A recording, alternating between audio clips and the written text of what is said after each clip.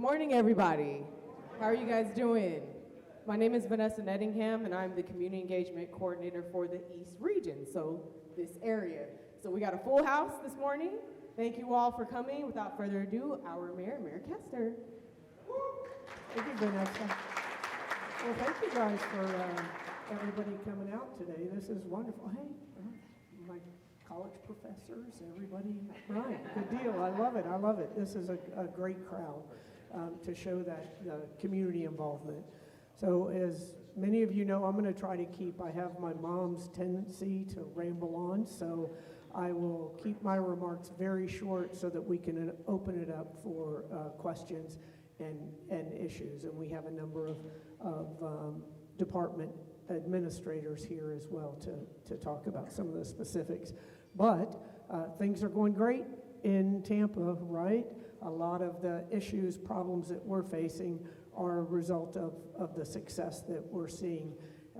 Just recently picked as one of the 50 greatest places in the entire world. So that's nice. A reporter asked me the other day if I had anything to do with that, and I'm like, I don't think so. But I said, no, it's just a great community. I think everybody else is figuring out what we've known all along, that we get to live in paradise. So it's a wonderful, wonderful opportunity for all of us.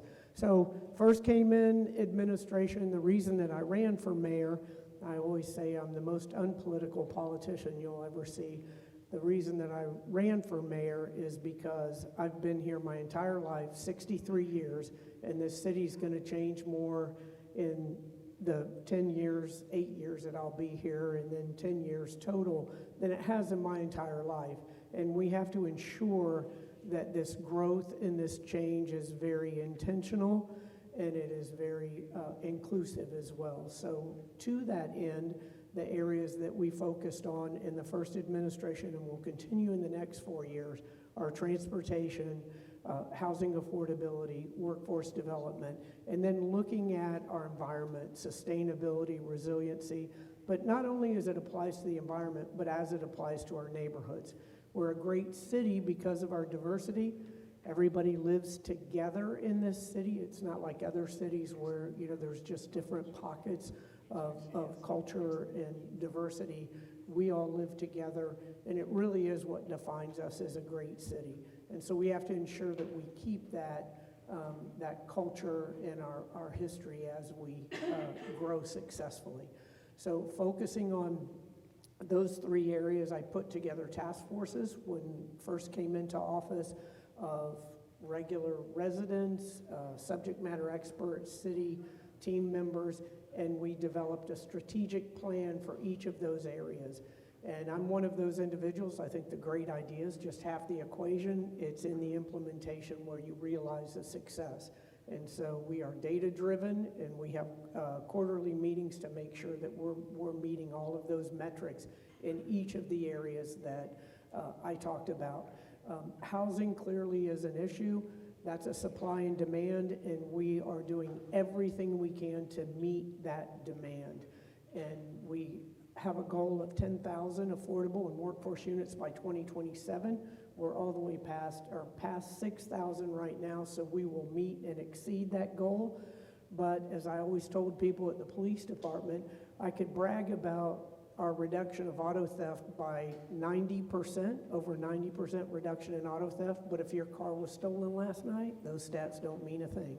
So same thing with the housing. If you're struggling, someone's struggling to find affordable or workforce housing, then we haven't served our community the way that we should. So focusing on that, the high-skilled jobs, high-paying jobs are coming to our community. They're continuing to.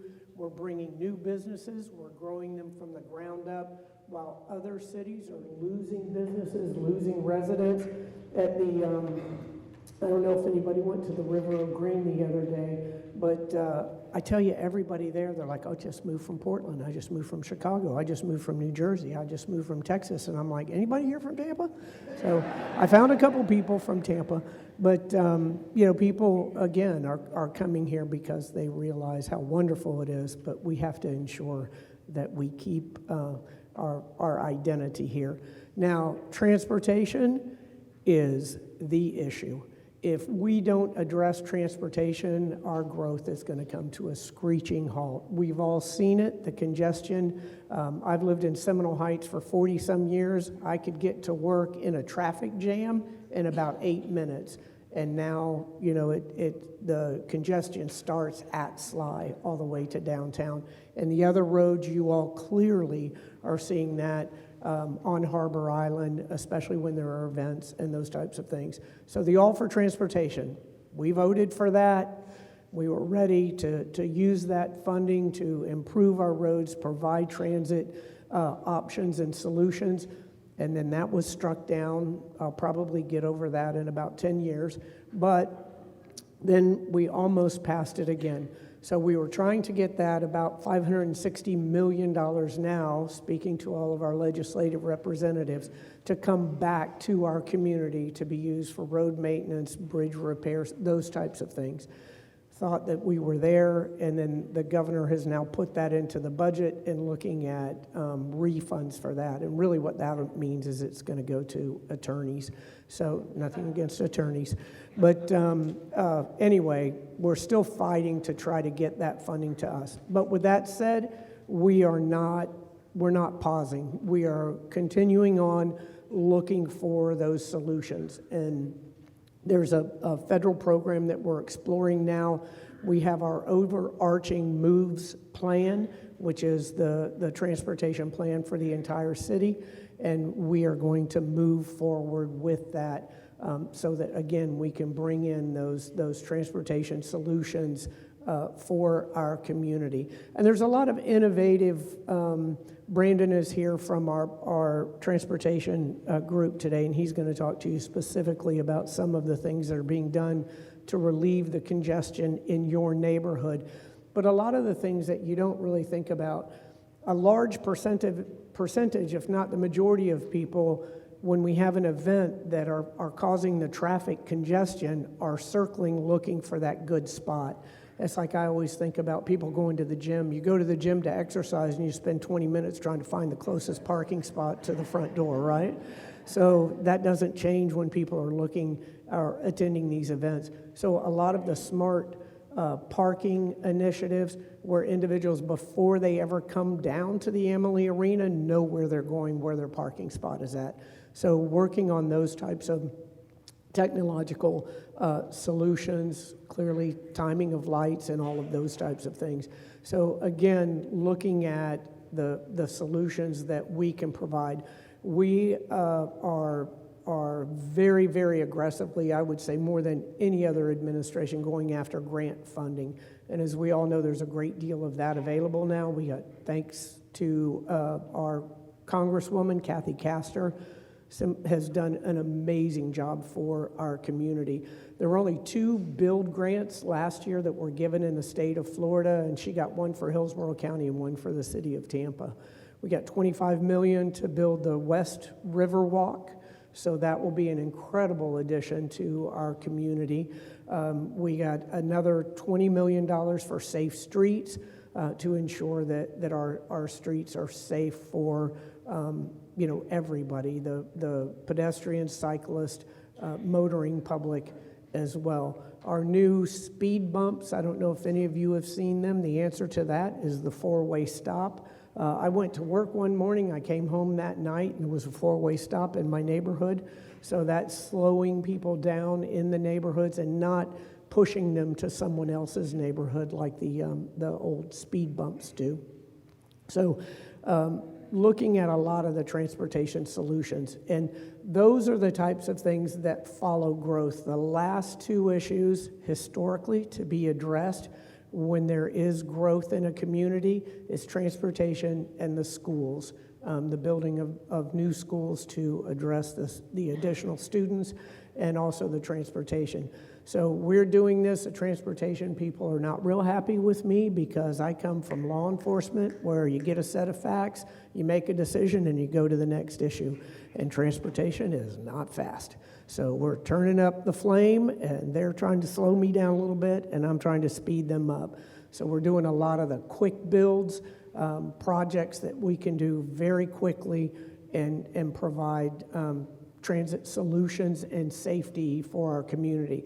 A great example are the bike lanes on Cass Street over by the Performing Arts Center. There's college housing down, and the pedestrian activity and cycling activity has increased dramatically.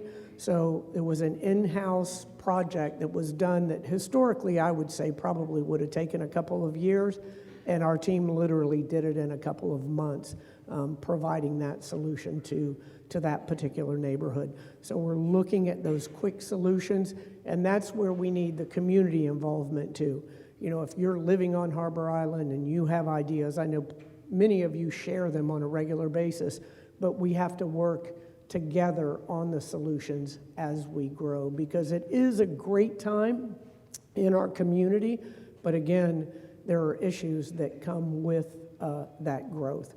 So, and some of the great additions are the restaurants. Oh my goodness. It's like people come into town, they go, where should I eat? And I'm like, oh, well, sit down. I'll give you a list of about 100 restaurants.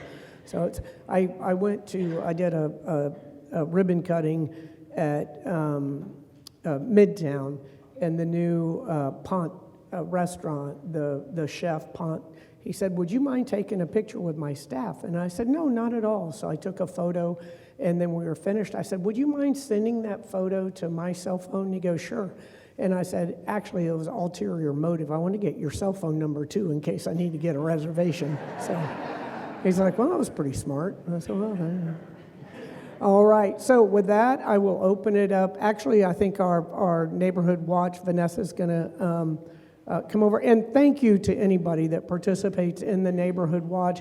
You know, as things improve in a neighborhood and in a community, people get less and less involved because we all have things in our lives that draw our attention away. So thank you all for being here today. Thank you for your participation in your community and being the voice for your neighborhood. Vanessa?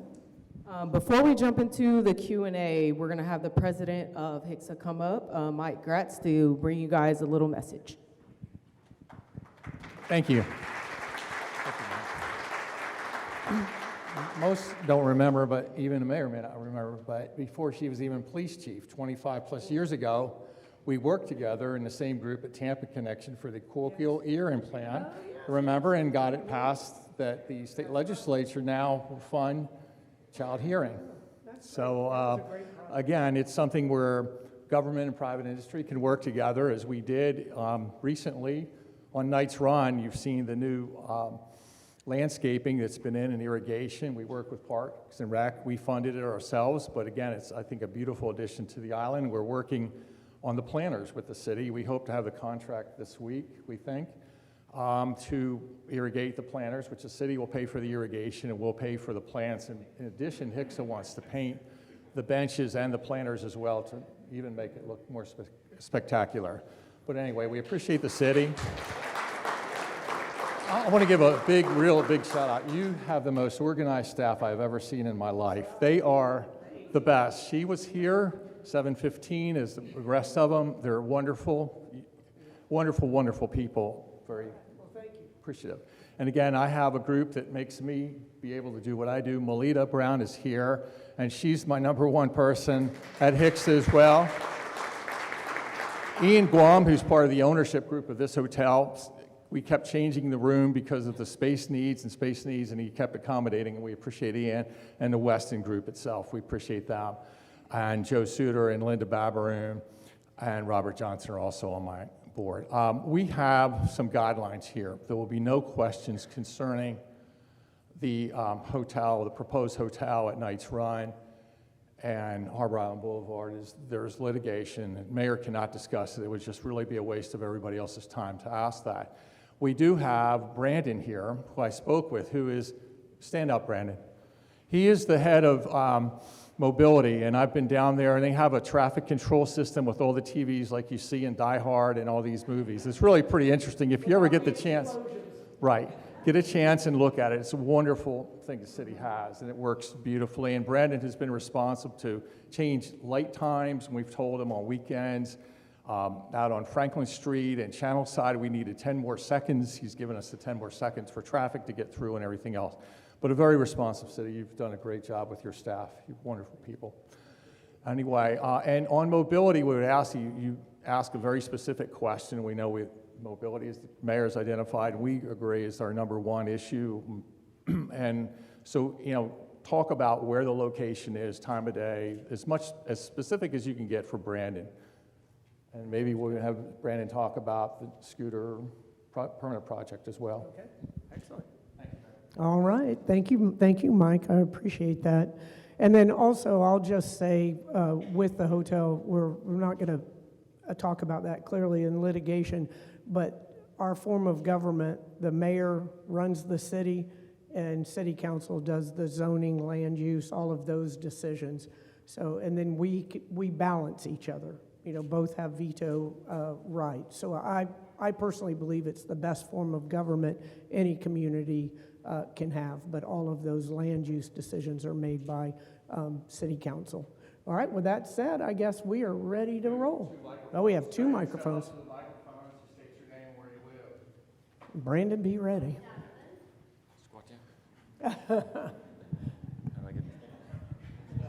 Sorry. That's okay. Can you hear me? Sure. Okay. My name is Donovan Pullen. Thanks for coming to join us. I run a Facebook page which communicates a lot of things for the city, for the community. Pity we can't talk about the hotel, but one of the concerns I do have, which is a little bit on the sideline of that, is the fact that it is my understanding that your partner is lobbying for a group that is associated with the Liberty Group. Mm-hmm. In addition to that, then now your mother-in-law is running for city council as well. Mm-hmm. So my concern is these people showed up to show our opinion on that situation, and we're concerned that there's going to be undue influence from where you say there's a separation mm-hmm. of city. Now there's a personal connection with overwhelming position. So I'm not going to go further on that. We have a concern about that, and that's why we all voted the way we voted. The second thing is I've been to 54 countries, I've been to 48 states, and I decided to retire in Tampa. With that being said, I looked around the entire Tampa area, and I chose Harbour Island because of the tennis club and the tennis community. One of the concerns that we have also is that right now it belongs to a REIT, and that REIT over time may try to do the same as what's happening with the hotel proposal to try and rezone it. And a lot of people here moved to the island for that specific reason, including myself. I own 8 properties on the island because of the fact that I'm providing low-income housing to people compared to other rates around, to have access to sport. And so one of the things that drew me to the city was accessibility to a sports and entertainment situation where you meet people. In 2 years, I've met 200 people. I know a lot of people now on this island because of the sports club. And my concern is, over time, that same fight is going to happen. So I'd love for either Hickser to buy out the property, or the city step up and buy the property and control it. And if the city buys it out at the proposed value, and I've got the numbers, it could be profitable from day one. If you do a 4% bond, get a grant, and I've got the grant lined up with the government already for $10 million, and the difference, the city could make $250,000 a year from the onset of buying that land out and then leasing it out to a property. And then over time, that value will go up higher. So my concern is, what do you think about protecting the Harbour Island Sports Club that drew a lot of us here, that keeps us here?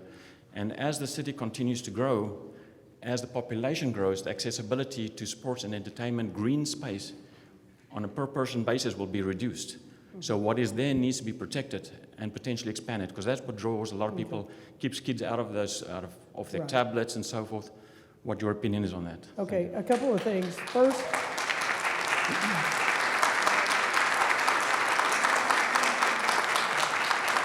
First, I'll address my partner. My partner, when I first came in was elected as mayor, stated publicly that she would have no business with the City of Tampa or Hillsborough County or any other government agencies in Hillsborough County, and she has had no business. She has zero representation with that organization, so that information is blatantly false. And I know how it's nice to not let the facts get in the way of a good story, but the fact is that she has zero to do with the city. And anyone that knows Janet Cruz knows that she's not going to be influenced by anyone.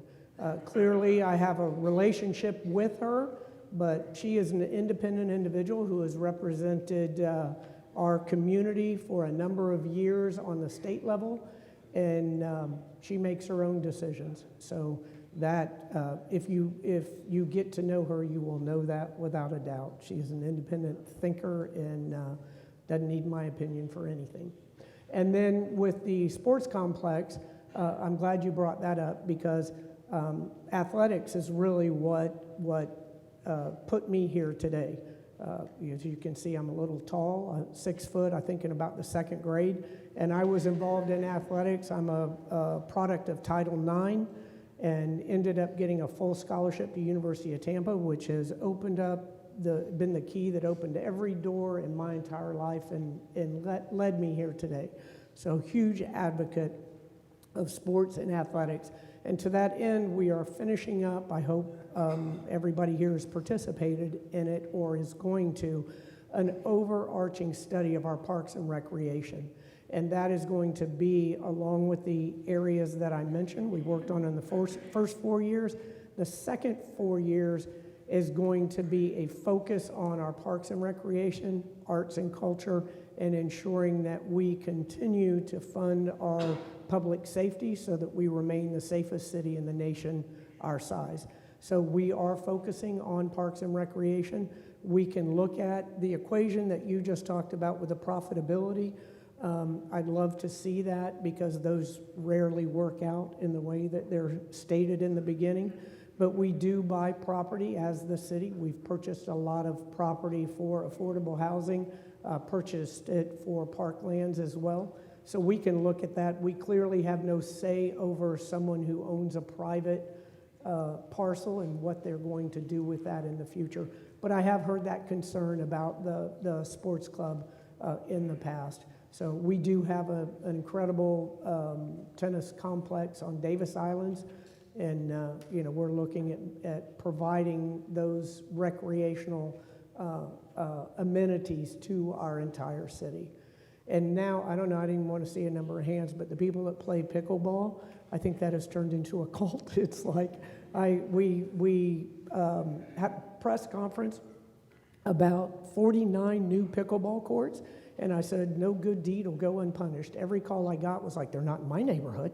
So we're doing it as fast as we can, but I hear you on the recreation. I think, and it's not just for the health, it's a sense of community. We just did a multi-million-dollar expansion in Forest Hills Park that's being finished right now. And a couple of the individuals that grew up in that neighborhood talked about what a sense of community it was, where the kids came, the parents came, and that as the park had deteriorated through the years, that sense of community had fallen by the wayside. So I see parks and recreation not as just a exercise amenity, but to build that sense of community and build stronger communities. So we will definitely look into that.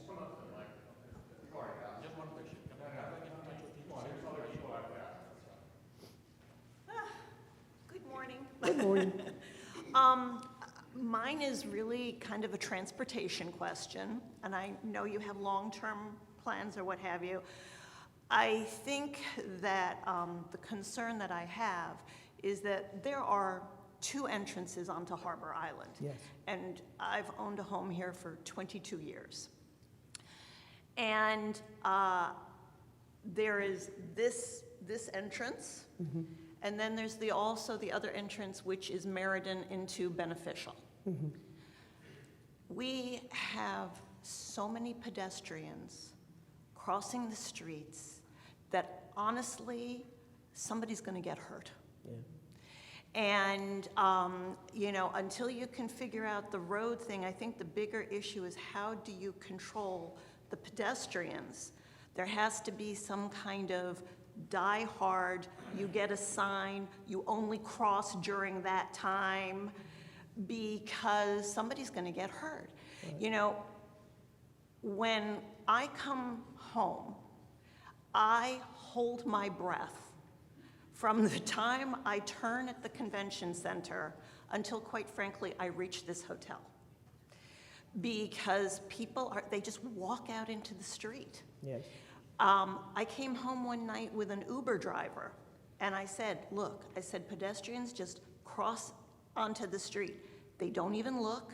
They're tourists. They're coming out of the hotels. They're on their phones. And so I said, you have to go slow and really watch. As I was coming to past where Water Street is, so you're going from the Marriott Hotel right across the street, and a woman and her baby buggy come right out.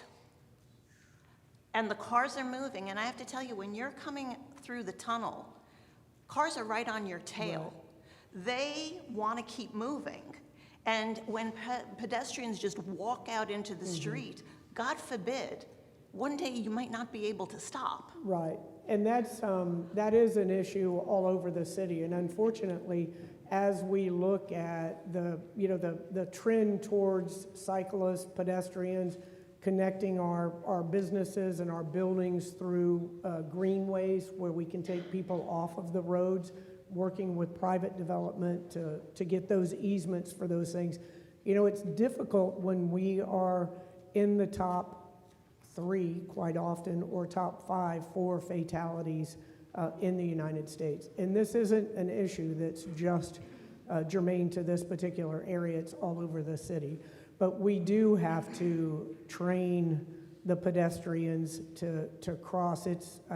We see it every day. You have the crosswalk, and 20 feet across, they're running across the street, dodging cars. So it is an issue, and it's something that we work on over and over. The Tampa Police Department, pays attention to that. We put the motor units down, trying to address it through an educational in engineering, as opposed to enforcement, writing citations and those types of things. Where we put the crosswalks is critically important as well. Bush Boulevard, we put a flashing crosswalk at 12th and Bush. Well, the convenience store was 1 block down, and that's where everybody crossed Bush Boulevard. So that's where the crosswalk should have gone, not up there, and people didn't use it. So I hear you on that, and we have to do all that we can to provide those safe crossings and then ensure that individuals are utilizing those. If there is anything they can do to first address the pedestrians, because we can't get home on Harbour Island. Yeah. Even on Beneficial, because you've got Sparkman Wharf and you've got the cruise ships, people are literally running across the street, and they're not even on pedestrian walks. So I have to tell you, we just want to get home. Yeah, I hear you, and you see that fence along the convention center. That's one of the, to stop people from just crossing along those. So we can put, you don't want to erect a fence along the bridges, but some type of a barrier that will be a visual that will tell people this is not a place to cross. Or you cannot cross unless you have a white man, white man. One of the follow-ups on this, and I know what you're saying, is there are 3 crossing areas on Franklin Street, and at night they're dark. And if people are wearing dark clothing, I think it's very hard to tell if somebody's up there. So I would ask that the city look at the lighting in those 3 crossing areas. Thank you, Mayor. Yes. Good morning. My name is Caitlin Doherty. I'm an owner here on Harbour Island. I've been here for about 10 years. And following up on this last comment with the crosswalks, I've noticed that it's become an increasingly difficult issue to get on and off. I feel like a lot happened when that second crosswalk went in, because what's happening is everyone's getting kind of stuck in this no one can move situation. We've got people crossing, a car trying to turn, people crossing. And then you've got you can't write on red under the convention center. Is there any considerations being taken to add in what she suggested, those lights, so pedestrians can only cross at those lights, or making it a 4-way stop or 3-way stop, depending. Because it is, you've got hundreds of people walking, there's nothing you can do. You've blocked the cars from turning because no one knows that that's they going to do. happen. There are plans for lights there. I'll let Brandon talk about it. Yeah, I can speak to that. So about 2 years ago, we had a consultant take a look at Franklin Street and Harbour Island Boulevard. And one of the specific issues that they looked at was that exactly. The crossings at Water Street and at the mid-block crossing between there and Channelside. The recommendation was to signalize it. You talked about it's basically an uninterrupted flow of pedestrians coming through there. There's a little bit of a lack of organization to what we tell the pedestrians to do. It's a crosswalk. They're legally allowed to cross when safe to do so under all conditions right now. And so putting a signal at both of those locations would add some order to that crossing, would tell the pedestrians, you've got to stop because we've got to allow cars to get through here as well. But it's just not funded right now. There's not any identified funding for it. So it's on our list of things that we would like to do, but as the mayor mentioned, our funding is pretty tight right now, considering that what we anticipated coming our way doesn't appear to be. And just one follow-up, if I may. Okay. If funding is potentially going to be in place one day, is there a temporary, less expensive situation we can put in play now? I don't know if doing like an off-duty officer on, because I know they do the convention center, they don't always do one on Water Street. I don't know if that's a slightly less expensive alternative, or a crossing guard, or sounds like we're back in school, I know, but. Okay. Yeah, and the, what is it, Brad? It's like $1 million for a light to put, on Bayshore, and then the ones that are on Bayshore now are temporary, and then it takes a year or two to actually get the equipment and get it put in place. It's just amazing how long some of these projects take. But yes, that's a great point too. If there isn't control over the pedestrians going back and forth, then that just backs up the traffic that much more. So we're looking at that, and as a coincidence, we're doing our budget right now. So if you need help, let me know. So there you go. All right. Thank you. Good morning, Darren Wilson, Tampa Property Group. I don't have a question about Harbour Island so much as something you brought up in the beginning. I think you said you want 10,000 new affordable attainable units by 2026. So my question is, what can we as real estate people that are locals do to corroborate, collaborate, cooperate with the city to help deliver sort of using the market solutions to this problem? Because I think it's going to take public and private cooperation. So what are some specific initiatives, and then who is our best person to collaborate with? Well, thank you for asking that question. It almost sounds like it's a plant, right? And it is. It's something that, to understand that the housing, we may all own our own homes, but the housing issue is something that we all have to take responsibility in. And so I've met with the developers in our city and trying to, and it does come down to, we have to often trade density for affordability, but ensuring that everyone understands the value of affordable and workforce housing. If you can provide that within every structure, a minimum of 10%, then you have a workforce, a reliable workforce right there. And the workforce doesn't have to, they can take transportation as a cost off of their plate. So getting that word around, and that's a song I've been singing ever since I've been in office. This has to be collaborative. And then we're doing a myriad of others. We take city lots in our infill program and provide those to developers. They build homes, take that price off of there, makes it affordable. Fixing up houses, first-time home owner programs. So I think letting the community know about all of the programs that we have available, and then ensuring that the developers understand their responsibility and also the value of including workforce and affordable housing.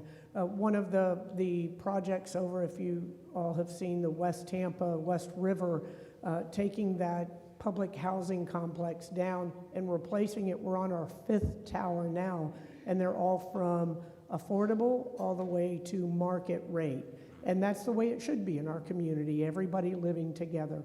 So I appreciate that. The real estate market specifically can let everyone know about the programs that are available, Because some people are just, I can't afford a home, period, and they don't understand that we have down payment assistance, we have the infill process, and then we also need your assistance in encouraging developers to see the value of affordable and workforce. Sure, Well, I thank think you. a lot of people presume when they see these beautiful high-rises with $4 square foot rents that the developers are the problem. You know, we're making the rents high, you know, and that's really a misunderstanding of how it works with supply and demand. You know, what I'd like to look for is market solutions where we're able to deliver units that can rent for, you know, $800 to $1,200 a month with, you know, relaxed zoning, better density, you know, some changes that would allow us to bring it where we don't have to rely so much, you know, on assistance. Right, So- and not to get too technical or in the weeds, but we are working on all of the zoning. We're the first city from the pandemic named as a Bloomberg city, Bloomberg Harvard, and they provide the subject matter experts from around the United States on all of the issues that we are addressing. And so we're going through all of our zoning regulations, reducing the parking, everything that we possibly can to make sure that we have those units available for our community. And our last public housing complex is Robles Park, which is probably about 30 years past its life, and that's going to be a mixed-use community as well.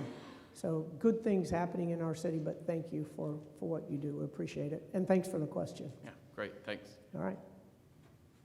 Good morning, Mayor. Good morning, Thank you. Dr. Heidi. Thank you. You know, I mean this, it's very nice to see a mayor reaching out to the community. And I've been in the city over 40 years. I don't ever remember having this kind of forum. So I really appreciate you taking the time and reaching out. I'm going to go back, if you don't mind, just to transportation for a minute. Okay. I've lived on Harbour Island for 27 years, so I've seen a lot of development, which is terrific. I mean, we live in sort of the hub. It's just wonderful. However, part of the problem, like when you're coming down Platt Street, you can be caught, I call it a tunnel, but underneath the convention center, sometimes for 20 minutes because something's going on at Emily, something's going on at the convention center. And at times it can be treacherous if you're coming from Publix to try to get over, and you kind of do it with a wing and a prayer, hoping somebody will let you in. Right. And I've been fortunate, so, but I wanted to ask you, and I just don't know how this works, Mayor. Sometimes the police are there, you know, and they put the cones up, and that really helps because then if you're going onto Harbour Island, you just scoot over and the police wave you to do that. Sometimes there aren't police there, and I wondered, you know, who pays for that? In other words, does Emily have to pay for the police? Does the city provide that? And then there are some times that I come through and I do see police cars. I may see 1, 2, sometimes even 3, but the officers are in their cars. You should And go knock on their window. so that's what I Excuse wonder. me? Yes. Right. So if you could address that, Mayor, I'd Okay. appreciate it. Like, how does that work, you know, in terms of the police presence? And then what can we do, or what can the city do to help when there are events? And honestly, and you know this, it can just take so long, Right. as people have said, to get home, to get through. And that's not even counting the pedestrians, that's just the traffic lights. Right. Yes, and so I'll address the convention center first. When they have conferences, conventions, depending on the size is what dictates the public safety, how many fire rescue people they have to have on scene, how many officers they have to have on scene to deal with the pedestrian traffic, and then do everything that we can, you know, to avoid having people cross if they can park in the garage of the convention center and not have to cross any of the roads. With Amalie Arena, we have, just as we do with the Bucks and the Yankees, we have contracts where the games dictate, and we have a great MOT. I mean, the way, and I know people too, like with the stadium with Amalie Arena, I've talked to people mayors that have come in from other cities or just individuals from other large cities, and they're like, oh my gosh, I can't believe how fast you guys get people out, because they control all of the lights and the routes and everything else to get people out as quickly as possible. Pedestrians, are clearly an issue, and I will speak with the chief of police. If there's an officer there, they shouldn't be sitting in their car because they're being paid to ensure that people can cross the roadway. So I'm seriously, knock on the window and say, excuse me. All right, thank you very much, Mayor. Yeah. One of the things, I know there's a new director of the convention, and we met with him at Hicksa, and two things we asked for him to do, and they haven't been done yet. One, there used to be along the fence where it said no parking or stopping along the fence in front of the convention center. Those signs are gone. I think they would be very helpful to be put back there. It's very easy. They're black and white signs. There's not a lot to it. The second thing we asked for him to identify a month ahead of time events at the convention center so we could put it on Harbour Island Voice. So that way we would avoid these areas on a Saturday morning, for instance. You come down and there's a walk or there's a run. It's nice that we have those things, and it's great. It's just, if we knew ahead of time, the residents, we would reroute instead of already heading down that way. Yeah, and we do communicate. We have like the best social media group in the, I mean, literally, they're number 1, 2, and 3 in Facebook, Instagram, and whatever the other ones are that I'm way too old to understand. But whatever other area that you feel, if you feel you're not getting the information on events, then we need to know what way you want to receive that in. We have Alert Tampa, where you can sign up for that. It's mostly for things, you know, when we have storms coming and those types of things. But we can geocode all of that so it only goes to certain locations. So if you know that there's a game at the Amalie, then you don't come over this bridge, you go around to the other one. So if that's not happening, let me know, because we really, I know our team feels that they're communicating ahead of time with all of the events, but if we aren't, for the convention center, we'll do that.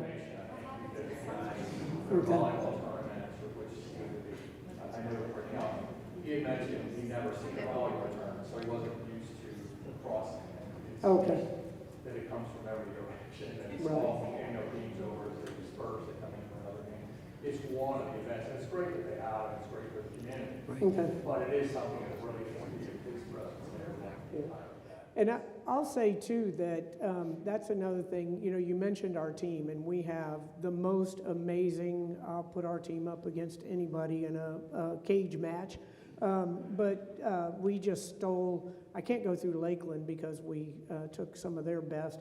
Now I can't go to Orlando because we just took Orange County's convention center director. So Mr. Ingram is amazing, so I'm sure he'll fix it in short order. But seriously, with the communication, if there are other ways, we have communication team. Adam Smith is here. He's our head of communications back there, and let us know how we can communicate better. Excellent. Thank you, Mayor. Thank you, Appreciate Dr. you being Heidi. here. Good morning, Mayor. Good morning. I'm Lou Bramante. I live right across the street in the condo building.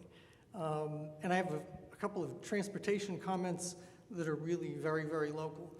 One is, it would be really great if there was a crosswalk in front of this hotel to across the street, because hundreds of people cross every day, and it is a jousting match with the traffic, and it's very dangerous. And I don't know why there isn't, but it would really be a safer cross if there was a crosswalk with some lights to help. Okay, I think, Brandon, I'll just guess from my police days, but I think it's because of that, you know, coming over the bridge, and if you put that, there would have to be some kind of flashing up on the crest of the bridge as well, but. Yeah. Yeah, I'll say that that same study that I referenced earlier recommended a crosswalk basically right on the south side of the bridge. And one of the challenges with that is right-of-way ownership. It's not actually city right-of-way. So coordinating that project, we've actually had members of our team meeting out in the field with some of the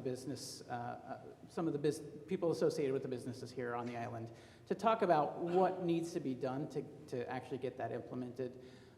It's probably a $50,000 project. It will include what we call rectangular rapid flashing beacons, which is jargon for really flashing yellow lights. Yeah, which would be extremely helpful. Yeah, yeah. So it's on, again, it's another one of those projects. It's on the radar. There are some implementation challenges, but we have identified that as a need and agree that it needs to be addressed. Thank you. Just so you're aware, we have addressed it with HICSA for 5 or 7 years, and we are willing to cost share in that project. Awesome. We have funds dedicated to make sure, because we feel at the top of that bridge, I know for the Highwoods property as well as the restaurants, where you would cross the street and downstairs to parking, it would be very helpful. And HICSA sees that as a safety issue for our residents, and we'd be more than happy to participate in the cost of that. Yeah, we'll keep the conversation going. And see, those things, the flashing beacon, $50,000, that reminds me of my dad sitting in the front yard with a lawn chair and a hose. He was the speed control along our street. He'd spray a hose at anybody that was speeding. Okay. Another comment is what I consider the most dangerous intersection on the island is the cars coming down the hill on Harbour Island Boulevard to Knights Run. Living across the street, I used to go to the club, to Harbour Island Athletic Club, almost every day. And I stopped using that crosswalk because it's too dangerous. Okay. I've been almost hit. I've seen mothers with carriages almost hit. The people who come down that hill, I would say 90-something% of them do not stop, and many of them don't even look to see if there's pedestrians in the crosswalk. I've asked a police officer to please park a car there and stop people who are coming down that hill, and nothing's ever happened, but somebody's going to get killed at that intersection if something is not done. The problem is not the stop sign. The problem is that when people are coming down that hill, they just ignore it. Yeah. Okay. We can fix that, and whoever's the first one to get stopped by the police in here, don't complain. Right, you can call, no, don't call me, actually. The crosswalks themselves are being stated, and I know HICSA's tried to contact. We've had, we're willing to pay for having it remain to this point to be, balancing that there is, inherent that is a crosswalk.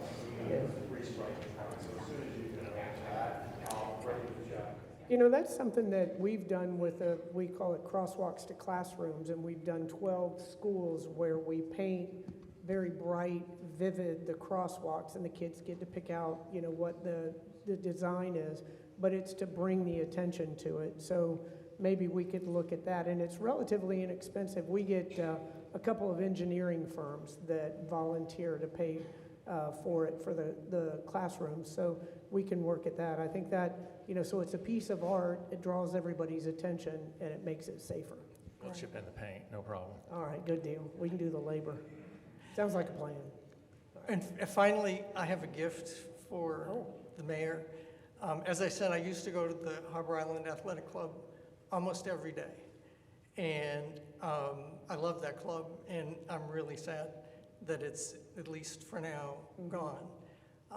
I'm also very sad that my understanding is that even if it comes back, they're not going to keep the basketball court. I wrote a book, it's a basketball tutorial.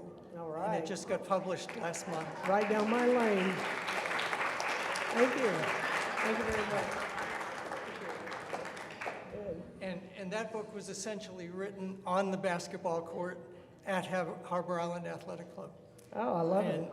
anything you can do to save that court would be appreciated. All right. I like it. I like it. Boy. Now that's a sign of a good politician. He goes straight for my heart. Just go straight for basketball. Thanks. Yes, ma'am. Good morning. My name is Cheryl, and I've lived on Harbour Island, I'm happy to say, for 15 years. And I was a pedestrian in Chicago. And of course, when there were stop signs, people were stopping at them. So we'll talk about that momentarily. The things that I want to talk about are the pollution and gun control and the crime. But that's, I'm sure with the new police chief coming on board, we can address that, because with the exponential growth in this city, along comes traffic, and I'll go into my cardboard recycling rant right now, pleading with you. But like, think of all the condominiums and apartments that have, and hotels that have been built downtown, and the cardboard and trash. Like when I walk along, I'm a pedestrian, I walk a lot around here, and when I go along the riverfront and I see after the weekend, the receptacles, just all the trash is thrown on there, and I've called the city about this, and I think we need a recycling receptacles out there, which I've pleaded with, so everybody just doesn't throw their garbage down there. You know, it's just, it's a disaster, it's an eyesore, and it's problematic, and I think that we need to do something about the cardboard. Like, we pay, where I live in my building, we pay to have the cardboard boxes picked up, and what are we doing to help that situation? Right. We actually signed, company signed on to move into the port. Unfortunately, it's been delayed, but they chose Tampa out of all the other ports in the nation for cardboard recycling. And our water department actually signed a contract to give them reduced cost for our treated wastewater for that cardboard. But that's another, you're singing my song right now, because litter drives me crazy. I think that is a commentary on your community. You know, if people, I was driving down the street one day and coming back from a fishing tournament, and somebody threw a styrofoam cup out in front of me, and I stopped and walked up and pulled him over with my police lights, drove Mike crazy. Pulled him over, went up there in my fishing shirt, and I said, you know, what the hell? This is our city, and you're throwing stuff out into our city. So we are focused on that. We have a group of AmeriCorps. We got a grant. We have them. They are cleaning up. They're planting trees all around. We bought a litter skimmer that we got some grant money for, but almost $500,000. You see that all around, hopefully, going and cleaning up. What happens with the outfalls? I live on the river. After a storm, all of that trash floats out into the river. It's terrible. And so we're making sure that we're cleaning that up, putting catches in those outfalls to the river and to the bay, working with the port, even the pirate taxis. Troy has all of nets on all of those so that they can pick up. But that comes back to education as well, educating the youth to not throw litter out into the community and to recycle. We have 2 individuals with our solid waste that is their job, is recycling education, recycling programs, making sure people don't recycle correctly. I hate to break this to you, but we take all of our recycling to a company in Ybor City, drop it off, and then we have to come back and get probably 60% of it and take it to our waste to energy plant. So pay attention to how you recycle. Like, a used pizza box is not recycling. And if you put that in there, everything is tainted. So there's only certain things that can be recycled, and it has to be clean. So please pay attention. And I thank you for that. So Sure, we are certainly. paying Certainly. attention. And then something else, I don't know why we couldn't impose like a fine for people that do have the big boats that litter alongside the river, even in front of Jackson's and American Social. We do. If Okay, you good. see it, you let us know, because our Marine Patrol's out Right, yeah. working 7 days a week. Yeah, I usually see it Monday morning. Now, the double-edged sword. Excuse me, about- can you Oh. just keep it to one more question? That's it, we have other people Oh, behind you. I just want to say one more thing about the pedestrians. It's a double-edged sword, because I am a pedestrian, so if people illegally cross the street and walk where they shouldn't belong, that's one thing, but I've almost been hit at least 18 times in the past year, and I go away for 4 months in the summer, so we need to recognize, can't we get an overpass perhaps? It's just a suggestion. Okay. All right, Thank you. I Thank appreciate you it. to yourself, I'm glad you got reelected, and to Bill Gates and Mr. Vinnick. Glazer, and who else? Oh, Mr. Vinnick, who's helped the city grow. Thank you. I know, it is true. That's one of the blessings for us too, is that we don't have individuals that are just coming in, building things, and then leaving. We have people who understand our community and that are involved, so we're very fortunate. Hello, Mayor Castor. My name's Chris Buxton. I'm the CEO of Remarkable Reasons. I just have a simple question first, then two things. The first one, was your best game in basketball? My best game? Oh my gosh, I probably don't want to say this. So my kids went to a basketball camp, and they're like, "Mom, your picture's outside." And so at University of Tampa, so I go out there, and so they're like, look, it's you. And I'm like, yeah, and I proudly said, I'm in the University of Tampa Hall of Fame. So my one son goes, "What's the number on the ball?" And I said, "Well, I scored 1,000 points during my career." And without hesitation, he goes, "Ooh, Mama, you didn't pass the ball." So that was the end of his camps. Called me a ball hog.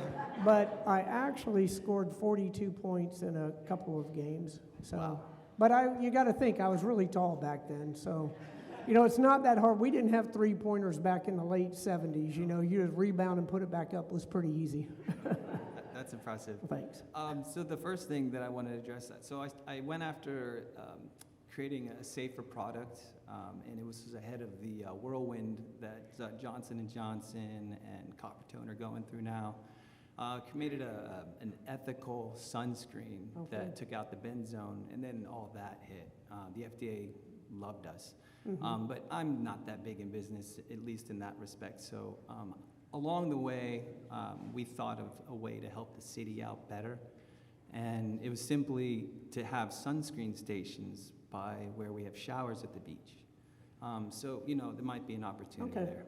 That's a great idea. I know we have in Parks and Recreation, because I used to swim when I had time, at the Sulphur Springs pool, and they have sunscreen there. But that's a great idea. Boy, that could be a great one for you. Post-COVID, we can, utilize the inventory we have of all the sanitizers. Okay. So anyway, I'll get you in touch with our Parks and Recreation. I'm just That's a passing great it idea. along. I'm not active in that. Okay. But what I am active in is saying, well, first, the gentleman had a question on how to get in touch with you. He didn't get heard. Okay. Everybody has my cell phone number. It's 309-1000. So just give me a call. Or text me is better, trust me.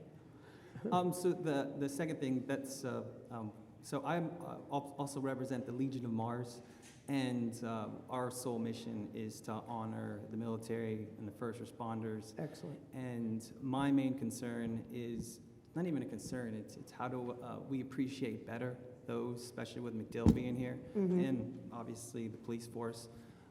How do we get them to the city of New Orleans, and how do we get the city of New Orleans to have an open line of communication where we can get these Purple Hearts recipients to the Mardi Gras parade, because that's all we do. Yeah. The city of New Orleans loves us so much that they put an amendment on a moratorium to issue permits to floats in the Mardi Gras parade, and we're the last ones to get the first chance. Okay. So I'm just wondering how someone like me can open up the communications between the two. Good. We can work on that. I have a great working relationship with everybody at McDill Air Force Base. We usually win the community base relationship award. They give like a national award. And then we had the Wounded Warrior Games here. We had the Purple Heart recipients here. That would be a great idea, as opposed to Mardi Gras, is have them in our Gasparilla.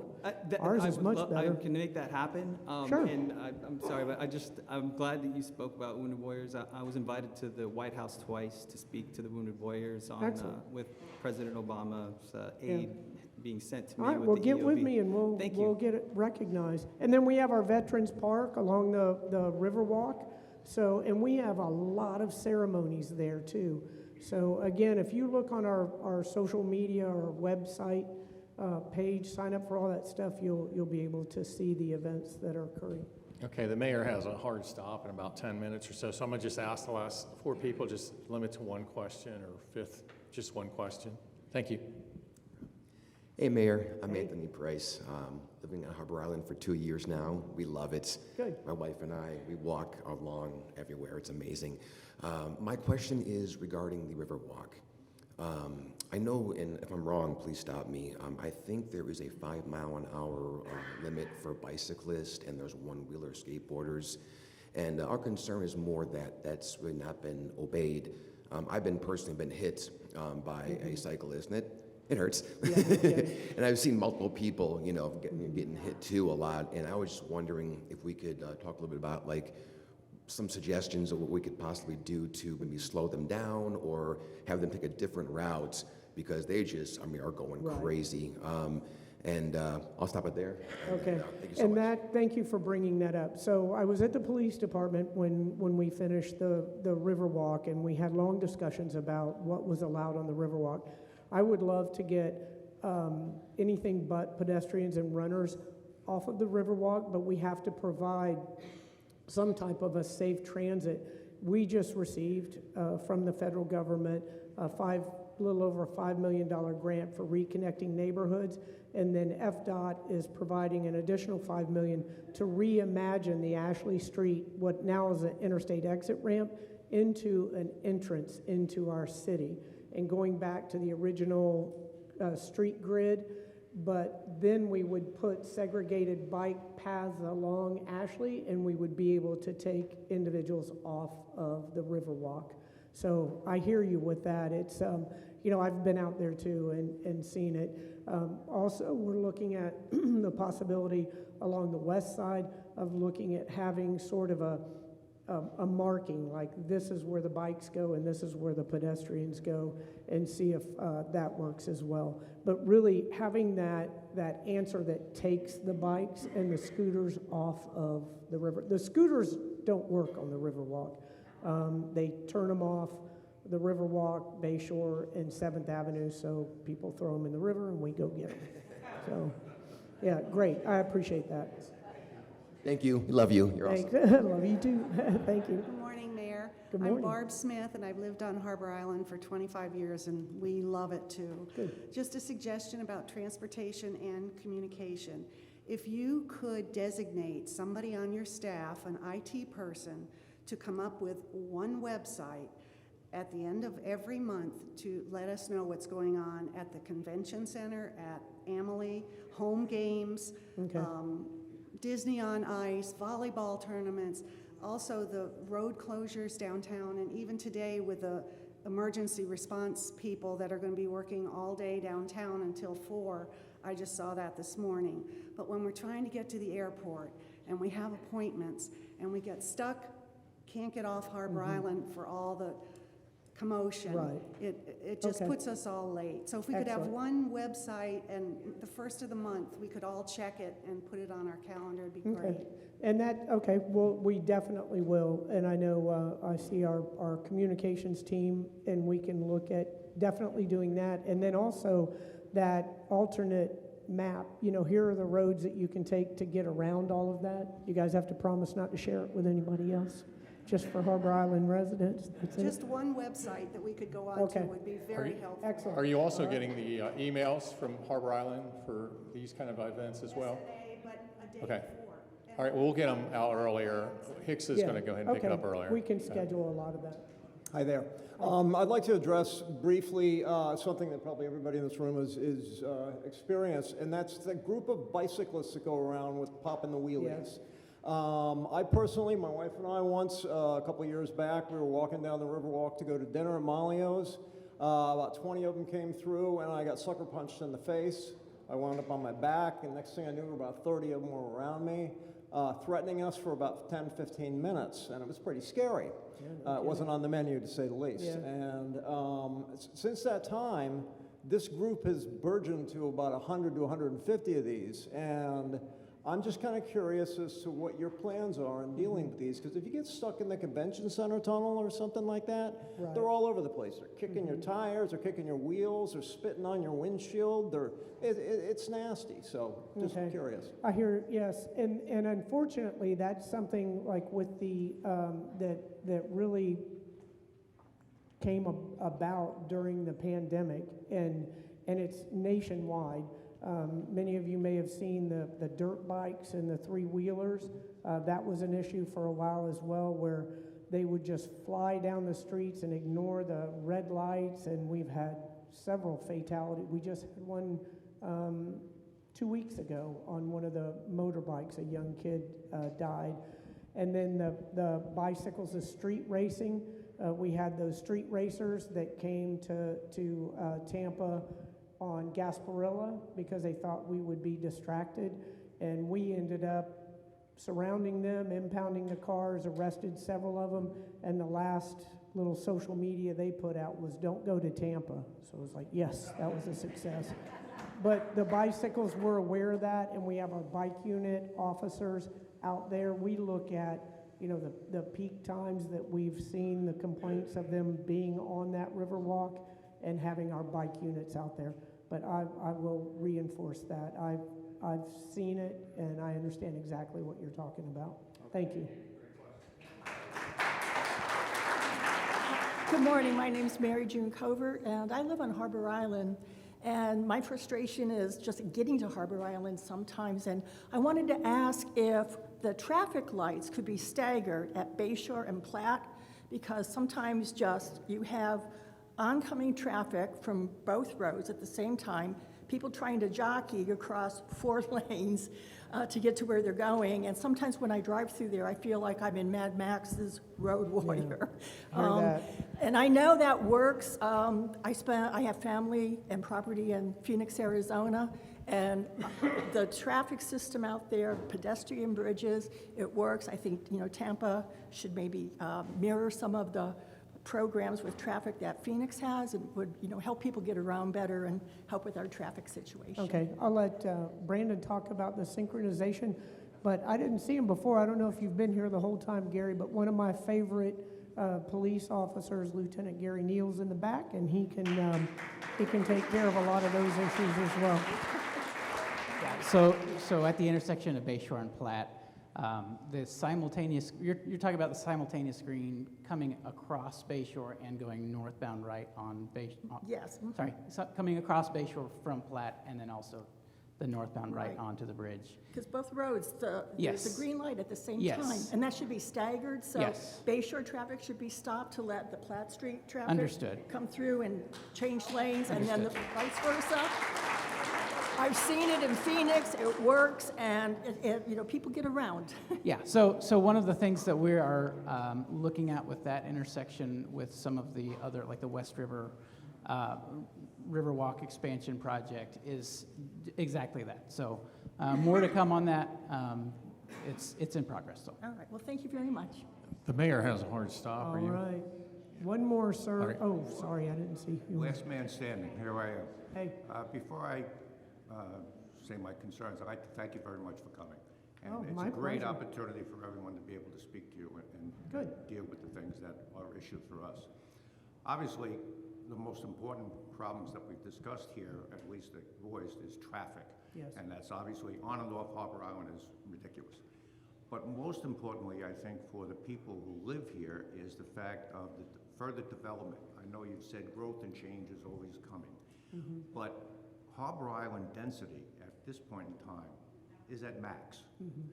And the idea, this hotel issue, which we can't speak to, but we also have Harbour Island Athletic Club, which is up in the air. Who knows what's going to happen? Further development cannot come onto the island. We've already made certain things. There's been a building that was built that they didn't even have parking for it, so you used something across the street. So we're adding more and more cars and more and more population. I hope that you would be in support of not having further development, as well as those council members who are running now, that they don't do the same thing. We cannot have any more development here. So I don't know how.